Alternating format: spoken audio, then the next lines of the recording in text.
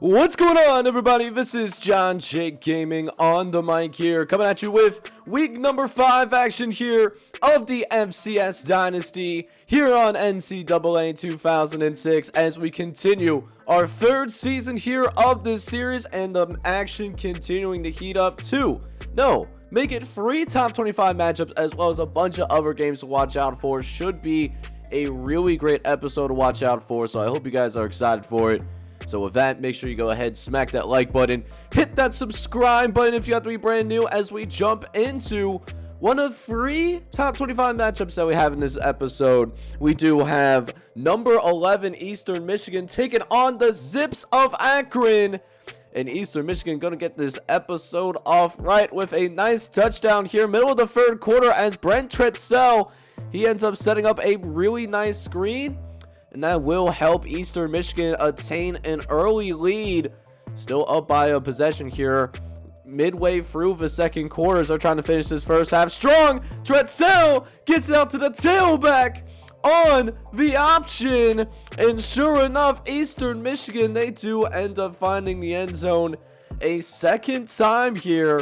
Another touchdown for the Eagles of Eastern Michigan, as they're looking good early, but Akron going to fight back as Ty Jones going to get his Akron offense going here in the 2nd half as they try to rally back. The first time we heard the cannon here at the Glass Bowl, and it's now just a 1 possession game. Eastern Michigan forced to punt this football away. Akron, they might be able to go ahead and tie this game all of a sudden. And how about this? Houdiniac right here, taking it all the way to the end zone. Mama, there goes that man.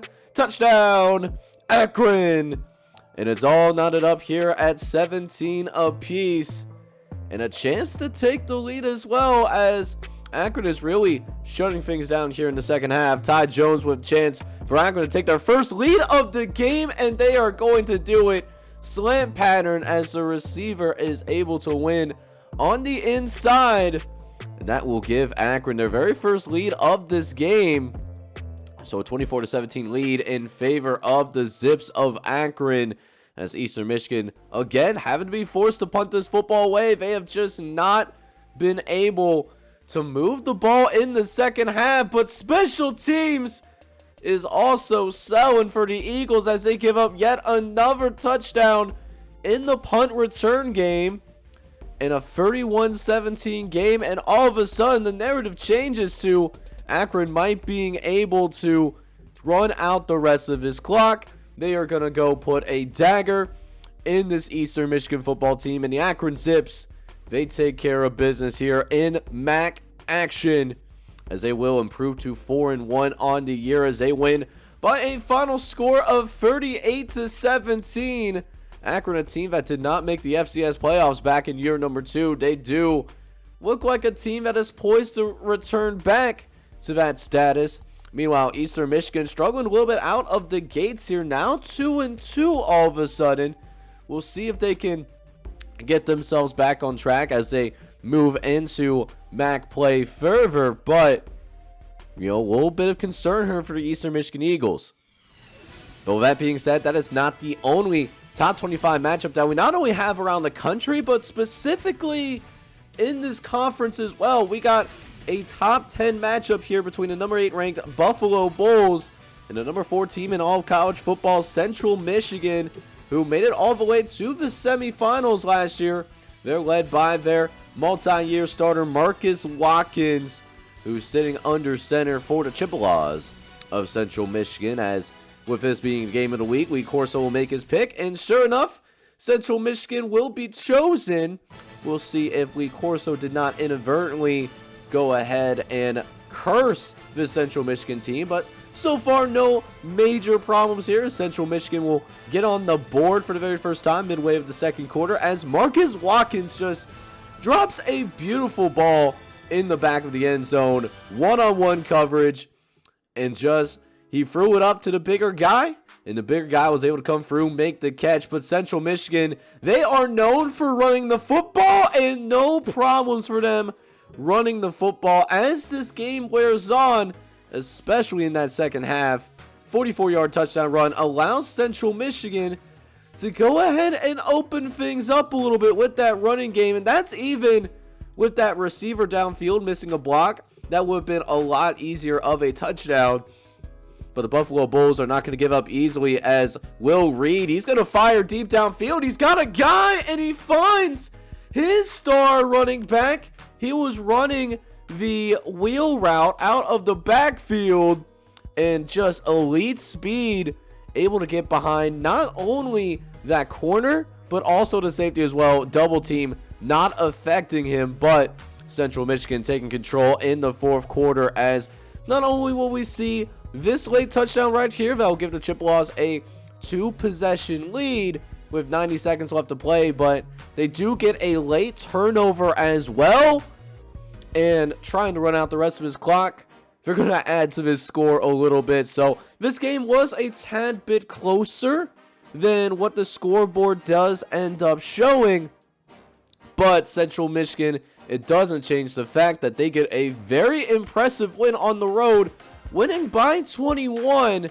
As the Central Michigan Chippewas, they win by a final score of 31-10. We'll see if this could be used as a potential challenge to go ahead and work themselves a little bit higher in the AP Top 25 polls. As for Buffalo, I mean, they got nothing to worry about losing to the number 4 team in America.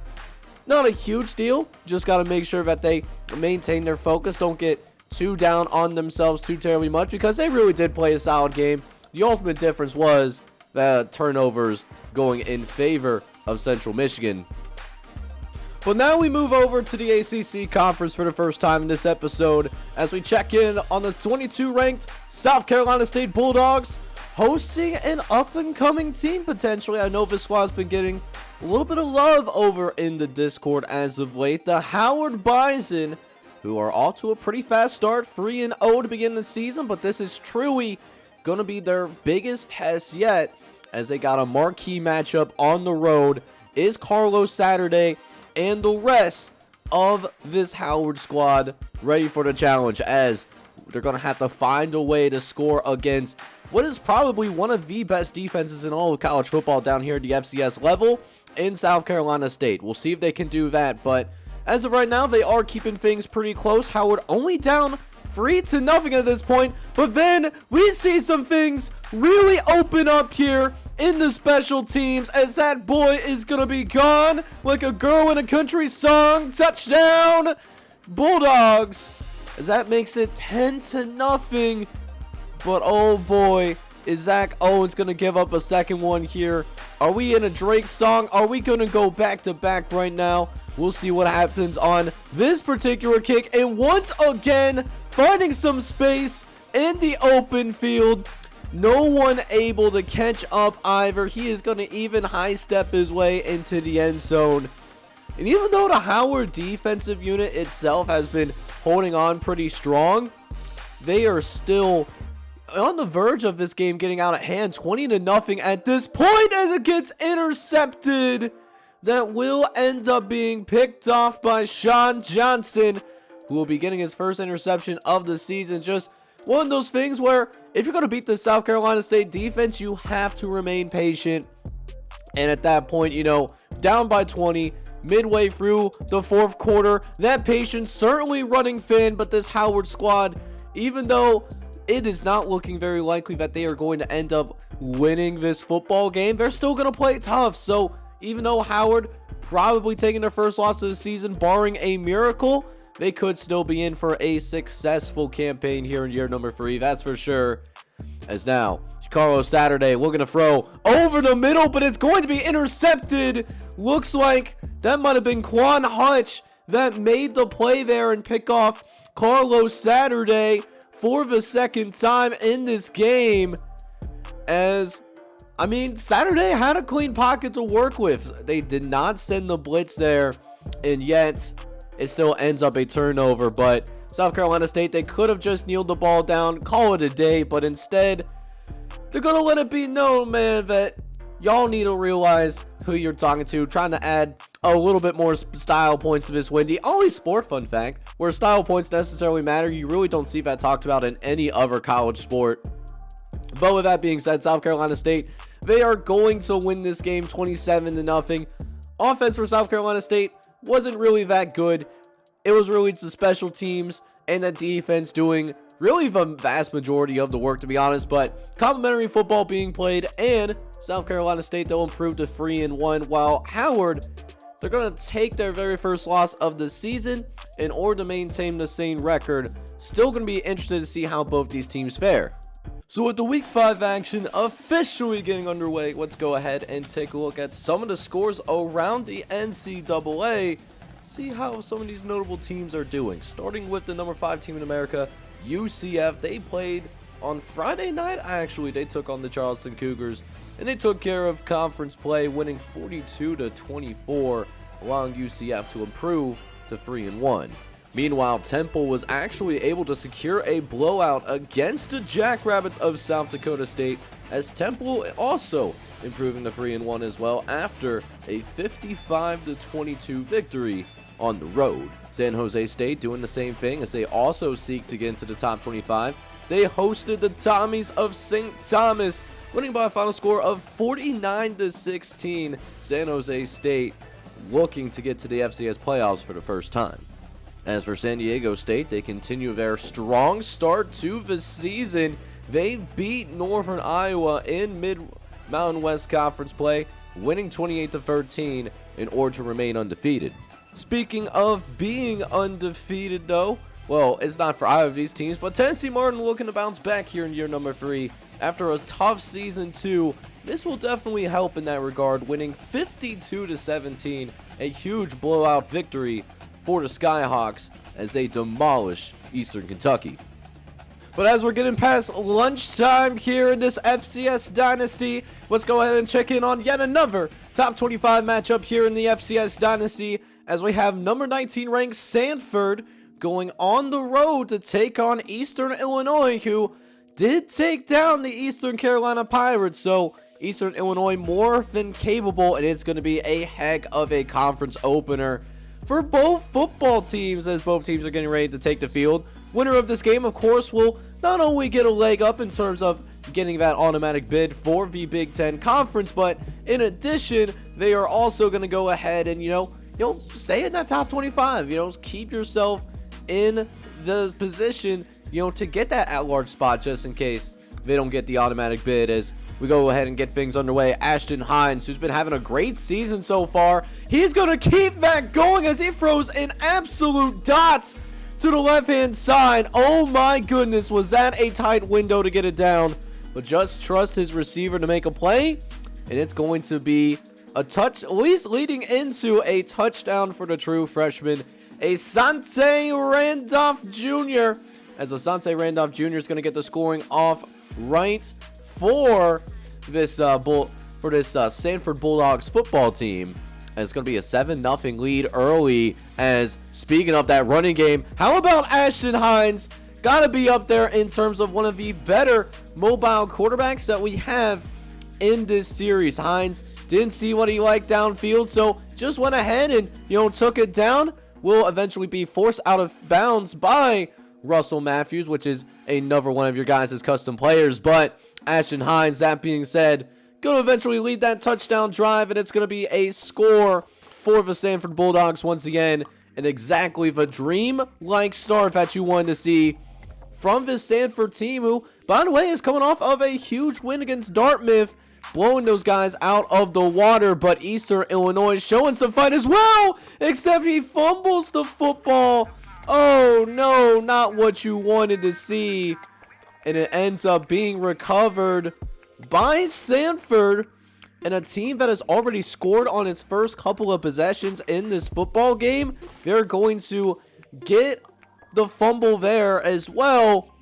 And now driving inside the 30-yard line, Ashton Hines taking over, dropping back on a 3rd and 5, looking, he's got all the time in the world, he's going to eventually throw it downfield and finds a receiver, makes a man miss, and it's going to be yet another touchdown for the Samford Bulldogs, as that will make it passing touchdown number 2 for Ashton Hines. Again, building on a spectacular season. I would not be shocked if Samford continues this strong play, that they work themselves into, Ashton Hines being in that Heisman conversation possibly. He's been that impressive so far this season. As simple crossing route, wide receiver, lined up against a linebacker. That's a barbecue chicken matchup 9 times out of 10. Don't matter how good that linebacker is, and it don't matter what defense they go up against, as Samford has been perfect in the red zone all season long so far. As Hines gonna keep that, no! It's gonna end up being deflected away there. Actually almost ends up being intercepted, just couldn't get that second hand on it. And it will be 3rd and goal instead, but thankfully, no harm, no foul, though, as Asante Randolph Jr., he's going to finish the drive. And how about this for an unexpected blowout? It's 31-0 right now. Eastern Illinois really needing to get their stuff together. We'll see if it happens on this drive. Looking downfield, gets it down. So it looks like about the 43-yard line. That will end up being a 1st down for the Eastern Illinois Panthers, as they look to get this goose egg off the scoreboard. They still have not scored yet in this entire ball game. It's been depressing for Eastern Illinois, guys, as we'll see if the score will be broken for Eastern Illinois as it's thrown in the back of the end zone. Touchdown, Panthers. And Eastern Illinois finally gets some points on the board. Great deep ball, as he was facing some really intense pressure as well. There was not a lot of room to make that throw, and still found a way to sneak it in there. So now we'll see if this defense and special teams can come through, provide some sparks so that this crowd can get back into it a little bit. But unfortunately, they're going to make sure that this crowd stays stone cold quiet, as we will go ahead and see Brandon Thomas take it all the way to the crib. And he's been having an excellent day as well. 200 yards of total offense, 2nd touchdown of the day. And now Eastern Illinois facing a 31-point deficit, and it's going to get worse. Jabari Thomas is going to get the interception on this play, and that is the true freshman that just stepped in there and might put in a dagger as well, trying to get it out to Ralph Rags, the sophomore custom. But Jabari Thomas read it like a book, and now another potential touchdown drive for the Samford Bulldogs, and we will certainly get that. 45-7 being your score as of right now, and we still have a whole nother half of football left to play. And a huge reason why they've been doing so well is those 3rd down conversions. We're talking about 6 for 8 on 3rd down. Make that 7 for 9. And not only is that a 1st down, that was almost a touchdown in the process. Again, the wheel route having some success here in this episode. And it sets up the 5th red zone trip for the Samford Bulldogs. Again, sitting at 100% on the year and in this game. We'll see if they come away with points yet again, as we'll go ahead and see Ashton Hines take the handoff to one of the tight ends. And the tight end's able to sneak it into the end zone. They end up putting a 50-burger. And it's going to be an easy win for Samford. Much easier than I anticipated. That's now extends the win streak up to 4 games, dating back to last season.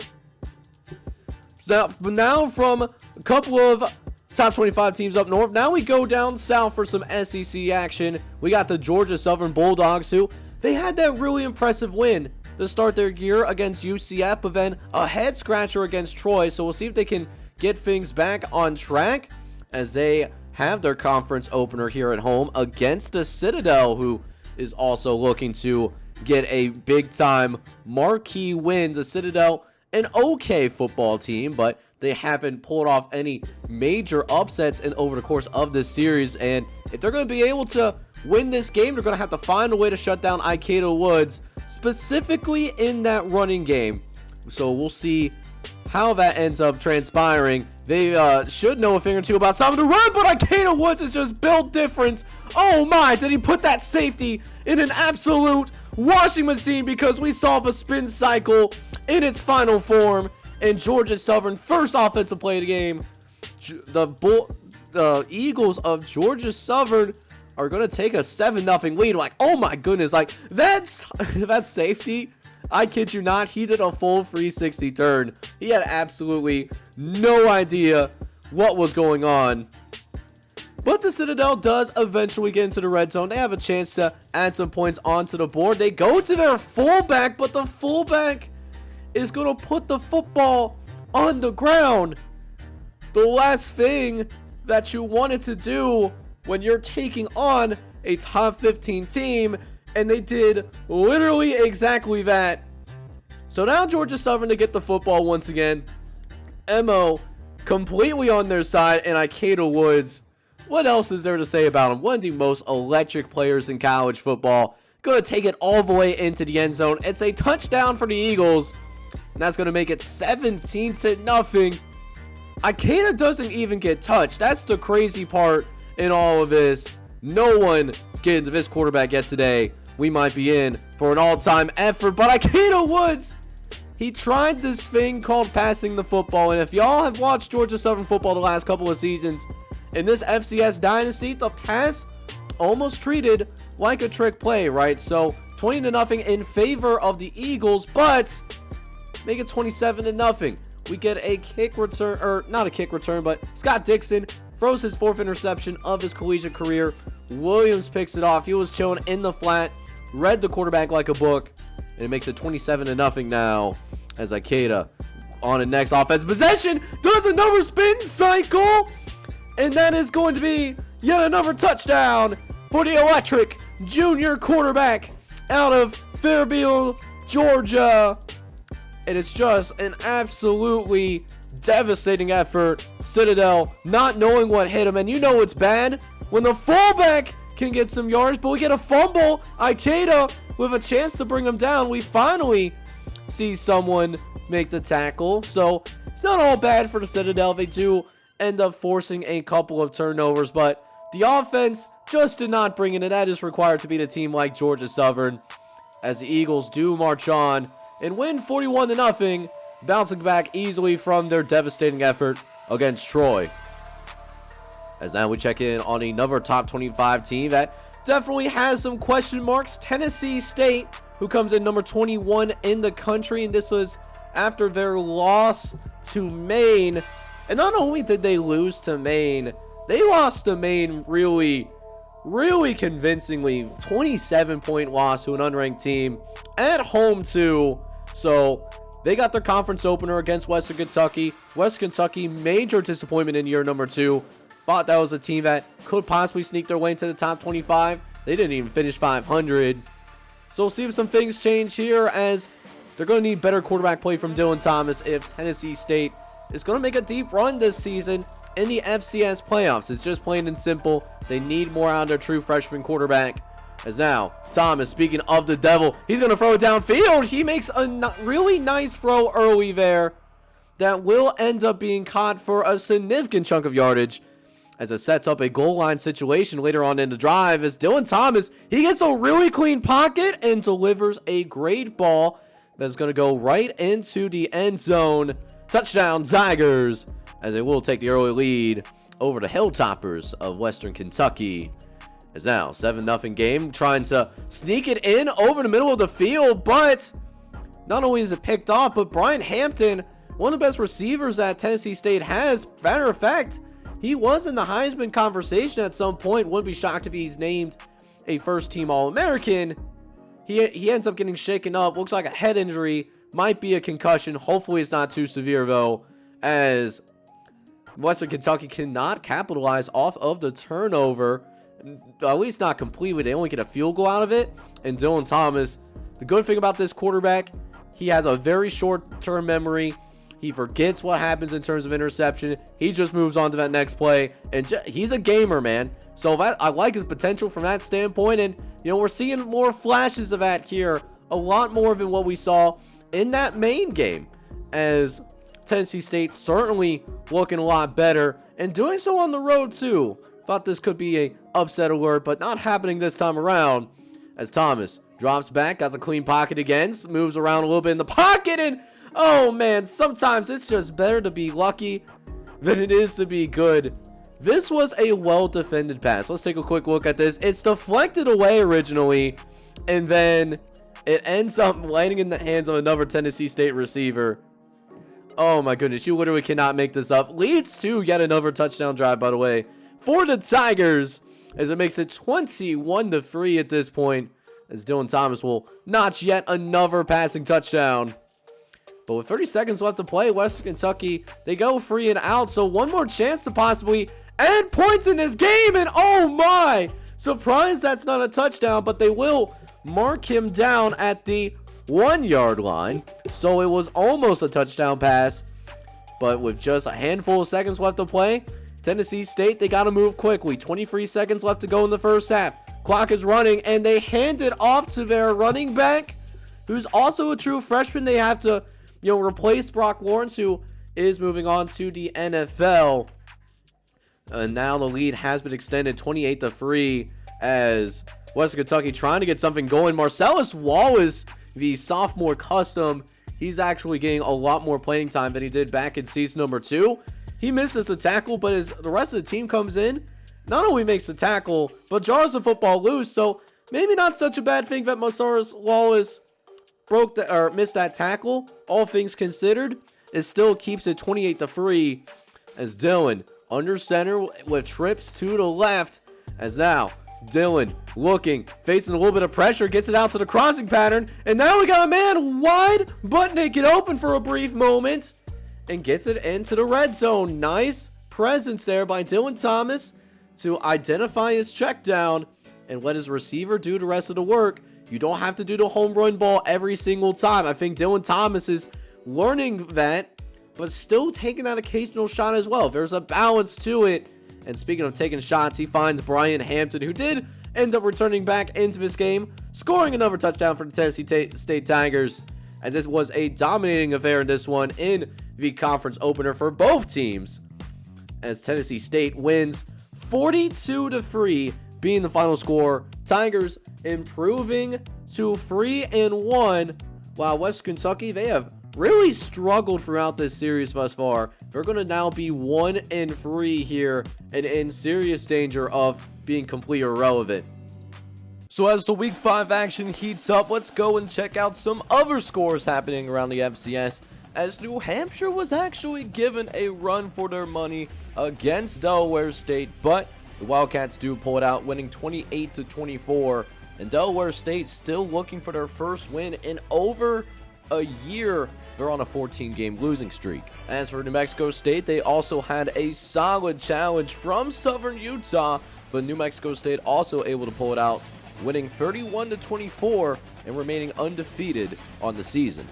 As for Idaho, they will actually be in danger of falling outside of the top 25 as they lose a close game to Utah State, losing 31-24. Idaho taking their first loss of the year, while Utah State improves to 3-1. As for the defending national champions, Kent State, they get themselves back on track a little bit, winning their conference opening matchup against Ohio, winning 34-14 on the road. Rice also doing the same thing in Conference USA action as the Rice Owls continue to be undefeated, Rice winning 40-7 against Northeastern. But with the week 5 action starting to come to a close, the games at night get more intense, and it doesn't get more intense than this. Number 20 Nicholls State going on the road to take on the undefeated but unranked McNeese State Cowboys in SEC conference play. Winner of this game taking the lead, at least as of right now, in the SEC East Division. It truly does not get any better than this, as both undefeated teams take the field. Only one will remain unscathed, as Nicholls State is led by their sophomore quarterback, Frederick McNair, having a good year, 6 touchdowns, 1 interception. Exactly the guy that they needed to turn their football program around. As let's stop the talking and let's go ahead and get some football action going. Getting some night action officially underway, as first play of the game, Nicholls State making some things happen, and now we just got settled in our seats here for the night action, and already Nicholls State getting on the board, a 90-yard touchdown to start the game, and the Colonels take an early 7-0 lead, as they will get them some time to really establish this rushing attack. Frederick McNair, more than capable of passing the football, but don't sleep on him as an option quarterback. He is a tough QB, even though he may not be the most mobile of quarterbacks out here, as he also is very smart, gets it out to his playmakers, such as Deuce Randolph, the true sophomore, who's going to run it into the end zone himself. He's going to get a touchdown on the board, and that will go ahead and make it a 14-0 game as Deuce Randolph just absolutely butt naked open. Nobody accounting for the running back out of the outfield on that option play. But McNair can also throw it as McNair looking to attack downfield, but he gets intercepted. Don't know why that tight end was in the game, but David Watts is able to step up and make a play. I do have a feeling, though, if there was a faster person that was going after this football, that could have been a completion. Don't know why they had a converted offensive lineman out there receiving all that, but hey, I'm not in control of these teams' depth charts, man. If that's what the Colonels want to do, that's what they wanted to do, but no harm, no foul. McNeese State, led by the custom prospect Kenny White, by the way, true sophomore, couldn't do anything with it. And now McNair's got a goal line situation, 1st and goal, and while McNair is going to take an absolute shot there, he does also gets the pitch out to running back Deuce Randolph. And now this lead gets extended 21-0. We'll see if McNeese State goes ahead and remains, at least tries to, run out the clock, try to go into the halftime locker room, try to figure things out, as Cowboys are going to get the ball to start the second half, but I'm sure fumbling the football was not what they had in mind, nor giving up a touchdown in the final seconds of this half, as it's yet another score. It's another score for Nicholls State, who have been absolutely overwhelming, 28-0. And things are getting desperate when the Cowboys have to start running these halfback passes, trying to get it out to Kenny White, but Kenny White not only losing yards, he fumbles the football too. So now an easy peasy drive for the Colonels, starting in the red zone too, but Frederick McNair is going to take a shot from the backside. He does not get hurt, just didn't see him coming. Maybe this defense getting a little bit more inspired, trying to show a little bit of heart here on national television. Is now 3rd and 11 from the 20-yard line, forced to pass. McNair looking towards the end zone and finds his man. Touchdown, Colonels. That was the passing ability of Frederick McNair that I was talking about. He doesn't have to pass, but when he does, that's his actual strength, and he just drops it right in the bucket, 35-0.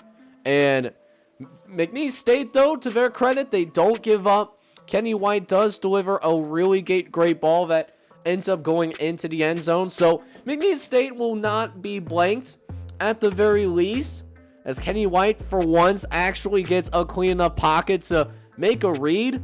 Not going to have a lot of pass attempts. He only ends up with 6 pass attempts in the entire game.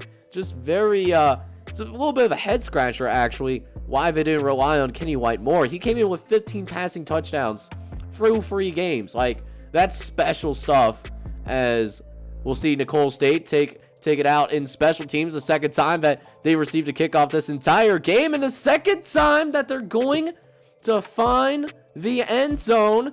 Touchdown, Colonels, once again. It makes it a 35-point game once again. We'll see if Kenny White has something else up his bag of tricks. Looking to get his second touchdown in the game. White throwing across his body. It's danger zone, and it's going to be picked off. One of those 6 attempts that I was talking about does end up being intercepted. So, yeah, Kenny White just absolutely being shut down in this game, as Nicholls State marches on. They win 42-14 in this one, setting up a great date against Georgia Southern. So now we go into, I actually forgot about this. So there was actually 4 top 25 matchups in this episode, and we save arguably the best for last. Number 3, North Dakota, taking on the number 23 ranked Montana State Bobcats in Pac-10 conference action. In the Pac-10, one of those conferences that does not have a conference championship game, so every regular season game definitely mattering, as both teams entering the field. North Dakota State, of course, trying to run away from old narratives. They've looked good so far. They blowing out teams to the point where they get backups in early in the 3rd quarter. So AJ Ferguson, he hasn't really had to do much of anything, to be honest. Just, make good decisions. That's all you need to do. But this time around, Montana State feels a little bit different. They got their starting quarterback this time, Maurice Billings, who takes a shot as Tony Hawley going to get the 9th sack of his college career. He's only played college football for a couple of seasons. That's pretty good for an interior defensive lineman, but Montana State, they're able to take their time. They move the ball downfield, and they're going to get a touchdown here. So Montana State taking an early lead, and already you can tell things feel a little bit different because the last time these two teams played on national TV, North Dakota State, they were able to have their way throughout the entire ball game, but this time Maurice Billings, he's coming with a vengeance as Billings delivers an absolute strike downfield to Marcus Van, and now it's a goal line opportunity to extend this lead early. We'll see if Billings can punch it in. First and goal from the 6-yard line. It's a pass play. He's got time, gets it out to the flat, and it's going to be another touchdown for the Bobcats. Oh boy, Montana State. Watch out for them kids, man. You do not want to sleep on these guys this season. I'll tell you what. Make that 14-3. And the offense for the Bison still hasn't woken up yet. So it's all defensive action. Trying to get some more pressure on the quarterback in response. Going 5-2. They do manage to get the sack. But again, Montana State able to remain resilient. Able to get the ball downfield. And it's yet another touchdown. Montana State, I was not expecting this when this game was being shown on national television. I will tell you what. And Montana State up 21-6 now. 1 minute left to play. So they can add on before the end of this first half. Say less. Billings delivering a strike. And now it's a foot race. This guy is going to get into the end zone. Touchdown. Montana State. 28-6 lead we're talking about going into the halftime locker room. What the actual heck is going on? I was not expecting this whatsoever. North Dakota State getting embarrassed here on the road as they've just haven't gotten what they were looking for from their offense. And here's the thing, Montana State, they get the ball to start the second half as well. So really a chance for them to really seize momentum, but instead we're actually going to see an interception from Jason Thomas. First interception of the game.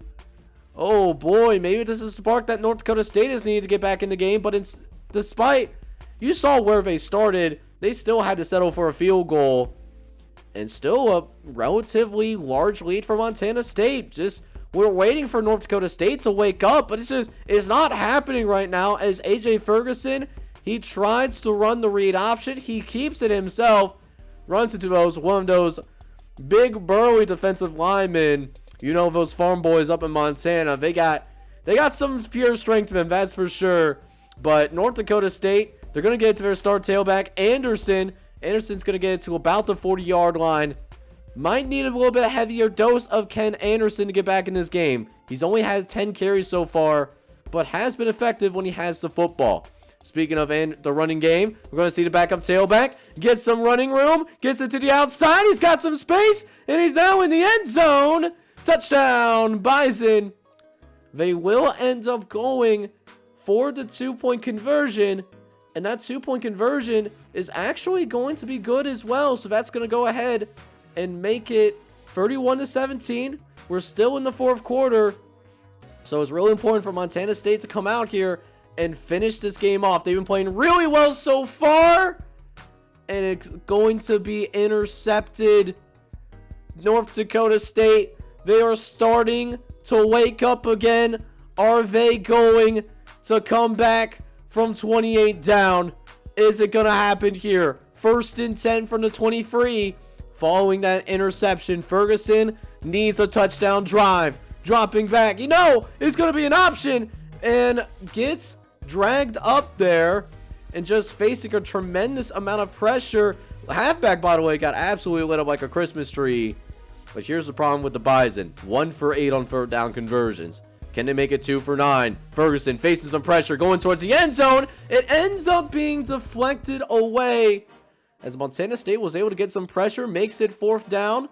And although Montana State will not allow the 4th down conversion, they can still make sure this game remains out of reach. Ferguson facing some pressure from the 1-yard line, but the Bison choosing to go play action pass, surprising to me, considering that they're on the 1-yard line. They're known for running the football.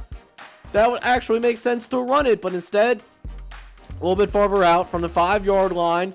Now they run it, doing the option, getting the pitch out to Anderson, but he's stripped at the goal line.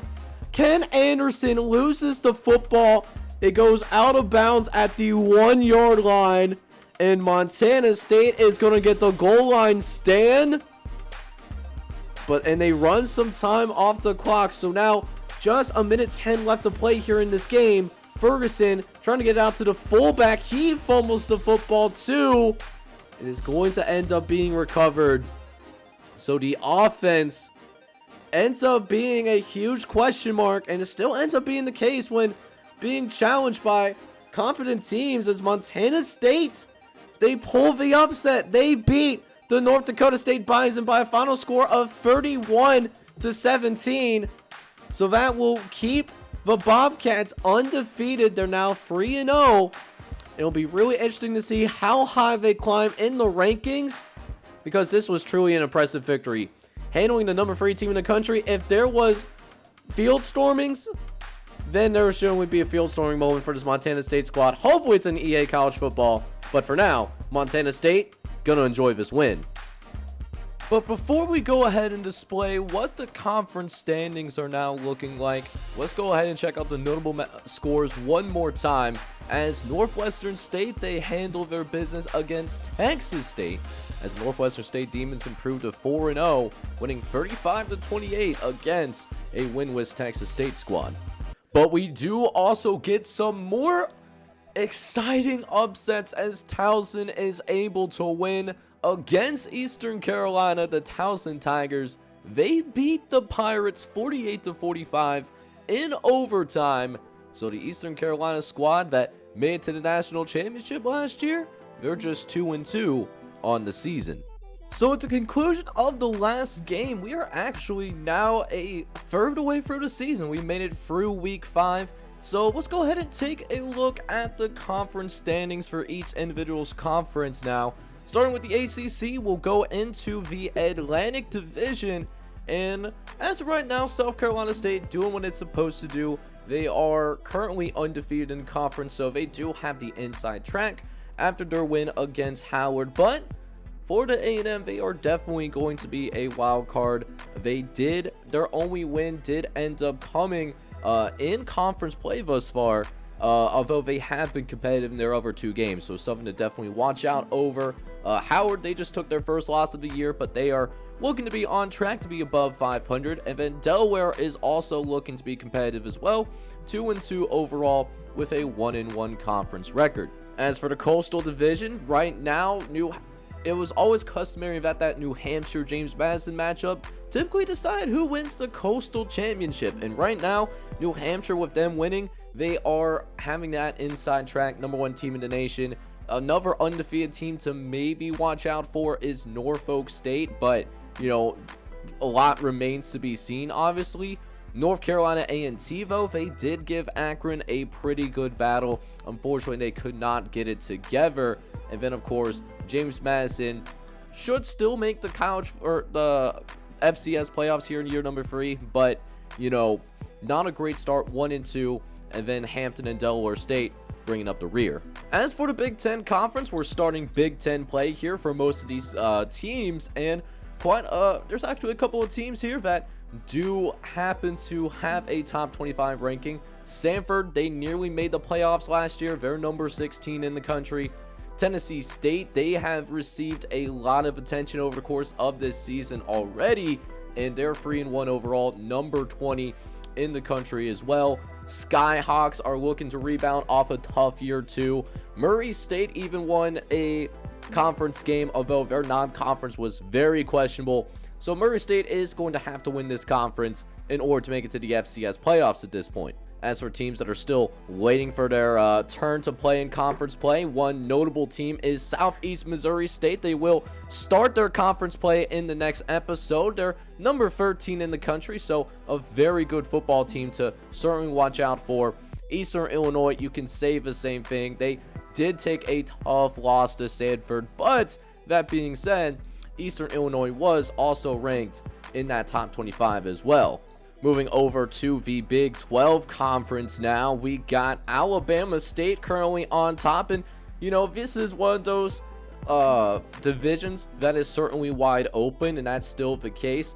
No one has played a conference game yet in the Big 12, but we're looking at Alabama State, Grambling State, Arkansas Pine Bluff, and Jackson State kind of having that initial edge right now, but don't sleep on Alcorn State or Chattanooga. Things are going to definitely work themselves out as we go through the rest of this season. But in the South Division, though, the South is not as wide open. Western Carolina, they definitely seem like the big favorites here at this point.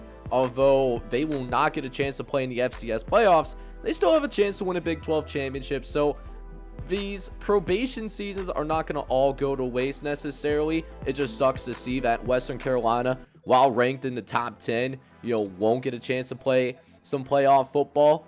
Prairie View A&M, though, is an interesting team to watch, though. They're 3-0 as of right now. They play Western Carolina here in week number 6. Then Alabama A&M, 2-1 overall. They're having a solid start as well. Whereas Texas Southern, you cannot say the same. Up next, we have the Ivy League, and the Ivy League certainly struggling. We do not see a single team in this conference that is over 500 at this point, although there's a couple of teams that are sitting at 500. For example, we got Penn, who's 2-2 overall with a 1-0 conference record. Yale and Dartmouth were also able to win their conference openers. But Princeton has been really disappointing so far. I thought Princeton would be taking that next step. That has not happened so far. 0-3 overall. Brown also dropping their home opener. So that's not how they wanted to start the year off, considering they are the two-time defending champions of this conference. Harvard off to a rough start, and Columbia also in desperate search in terms of trying to find that rhythm here in year number 3.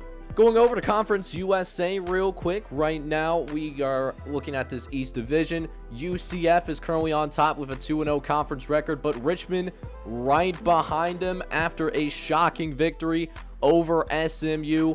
Towson is also right in that mix as well after they did pull an incredible upset on the Eastern Carolina Pirates, who are now down to number 19 in the country. Meanwhile, over on the west side, we got Rice, Tulane, and Hofstra now all tied for first place in the Conference USA West. Villanova also right in that picture as well, sitting at 2-1 overall and a 1-1 conference record. As for the independents, not as much action going on for the independent schools. Rhode Island off to a solid start, 2-0. Temple now back in the top 25 with a 3-1 overall record. And UMass having a solid season at 3-2. Matter of fact, the only independent school that has been down horrendous is Morgan State, who at 0-5 is still searching for that first win of the year. It's been a rough start for the Bears. As for the MAC Conference, what we got going on right now, three-way tie as of right now is, again, conference play starting to really open things up. Akron sitting at 4-1 right now. Kent State, they won their opener against Ohio. They're still in the top 10. Illinois State also in the picture as well early, 1-2, and not as talented as Akron or Kent State, but maybe this is the Redbirds' time to shine here in year number 3. Can they get out of the bottom dweller status? As for other teams to watch out for in this conference, we got Buffalo at number 15 in the country. Meanwhile, for the West Division, Central Michigan still holding on top right now, 3-0 overall, and a 1-0 conference record as they are ranked in the top 5. Ball State not ranked, and neither is Western Michigan, but they are tied for first place as well. Eastern Michigan, meanwhile, number 22 team in the nation, but a rougher start for the Eagles, 2-2 overall and an 0-1 conference record.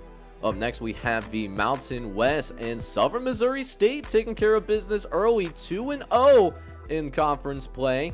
We will see if they can maintain their half-game lead over teams like San Diego State, who's number 2, and UNLV, who's going to play against San Diego State, coincidentally. So that is going to help provide a clear picture in the Mountain West in the next episode. Actually, the game of the week for week number 6. So a little bit of a spoiler right there. Also, a team to keep an eye on is Northern Iowa, who did lose their first conference game to San Diego State, but still in that picture. And same can be said for South Dakota. It's still an open division, or an open conference, I should say, as conference play is really starting to heat up. As for the Pac-10, same thing could be said. Montana State winning is going to make this conference really interesting. Right now, 4-way tie for first place. Eastern Washington, who's undefeated, but they are not ranked yet. If they can keep up what they're doing, they can certainly get to that point. Montana State, with their shocking victory over the Bison, they're 1-0. Sacramento State's doing solid, and then Weber State, despite the 2-year NCAA sanctions, they're also doing okay as well. But that being said, we still have not seen Montana in conference play, nor have we seen Portland State. Oh, actually, no, we have seen a game from Portland State. They did lose their conference opener. Both North Dakota schools lost their conference openers, and then Northern Arizona taking a big step back here in year number 3 after what was a really good year 2 for them. 8-3 was their record, and they barely missed the playoffs, but they already had the same number of losses that they had in year number 2. Up next, we have the SEC Conference and some competition for Georgia Southern this year, as Nicholls State has been really taking care of business, averaging 30 points a game so far. Defense has been great, led by sophomore quarterback Frederick McNair. They're going to have a big-time matchup next episode against Georgia Southern, which that game is going to determine who is going to come out and have the inside track to win the SEC East. So that's going to be a really important game for both teams. McNeese State, despite their first loss of the season, they're very much still in the picture as well, as it looks like it's going to be a 3-team race here in the SEC East. Over in the West Division, though, that being said, Northwestern State looking to repeat as the defending divisional champions here for the Western Division of the SEC Conference.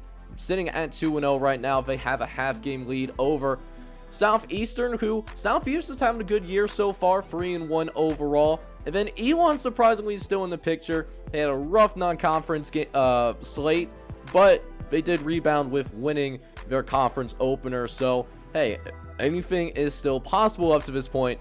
Although Sam Houston State, definitely a team to watch out for as well. They've kept things close with the Demons of Northwestern State. And then real quick, wanted to talk about the Sun Belt, even though the Sun Belt Conference does not receive an automatic bid. But Arkansas State right now is currently sitting on top right now, number 24 in the country. So they're right on the edge in terms of receiving an at-large bid. Florida Atlantic and Mid-Tennessee State are also in here as well, tied with the Arkansas State Red Wolves. And then finally, we have the WAC Conference right now. New Mexico State sitting on top at the moment, number 14 in the country. It's tied along with Utah State and San Jose State, which surprisingly, again, San Jose State not in the top 25, which I thought was really interesting. Hopefully they'll get the respect that they deserve. Northern Colorado, though, also in there. They won their first game against Southern Utah, who is also in this conference. But right behind them as well, Idaho's in there. Oral Roberts is in there as well. They had a nice NCAA basketball tournament run a couple of seasons ago. Stephen F. Austin, of course, can't sleep on them. They got some solid players. St. Thomas, they're a lovable team as well. Really, the only team that feels out of it at this point is Southern Utah, and that's because Southern Utah has been a dumpster fire, unfortunately. But guys, it has been a fantastic college football season here in this FCS Dynasty, and it's going to keep going in the next episode as we move on to week number 6. We've certainly seen some surprises, and we've seen some disappointments as well. So, tell you what, let me know down in the comments who's been your most surprising or most disappointing team to this point in the season. And until next time, I will see you guys with week number 6 action here in the FCS Dynasty within NCAA 2006. But with that, this is John Shea Gaming on the mic signing off. I'm hoping you're all out there having a good one. Take care, everybody.